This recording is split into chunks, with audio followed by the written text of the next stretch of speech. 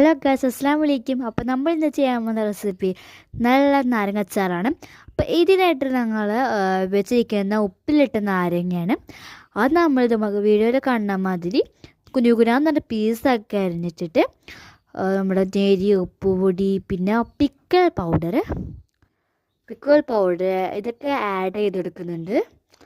നല്ല സ്മൂത്തും ആയിരിക്കും കേട്ടോ ഈ അച്ചാറിൻ്റെ പീസിന്. പിന്നെ കായപ്പൊടി, വിനേഗർ അങ്ങനെയുള്ളതൊക്കെ ആഡ് ചെയ്തെടുക്കുന്നുണ്ട്. നല്ല സോഫ്റ്റായ അതിൻ്റെ പുറന്തോടൊക്കെ ആയിരിക്കും കേട്ടോ ഗൈസ്, ഉപ്പിലിട്ട് തരണം. അപ്പോൾ നല്ലോണം മിക്സ് ചെയ്ത് കൊടുക്കുക ഗൈസ്. അത് കഴിഞ്ഞിട്ട് കുറച്ച് റെസ്റ്റ് ചെയ്യണം. അപ്പം നമ്മൾ നല്ല എണ്ണയിൽ ഉലുവയും കടുകും വറുത്തെടുത്തിട്ട് അതിലേക്ക് ആഡ് ചെയ്ത് മിക്സ് ചെയ്തെടുക്കണം. അപ്പം നമ്മുടെ നാരങ്ങ അച്ചാർ ഇവിടെ റെഡി ആയിട്ടുണ്ട്. നമുക്ക് ഇത് ഇട്ട് കഴിഞ്ഞിട്ട് അപ്പോൾ നമുക്ക് യൂസ് ഒക്കെ ചെയ്യാം, നല്ലതാണ്. അപ്പോൾ അടുത്തിടെ കാണാം. അസ്സലാമു അലൈക്കും.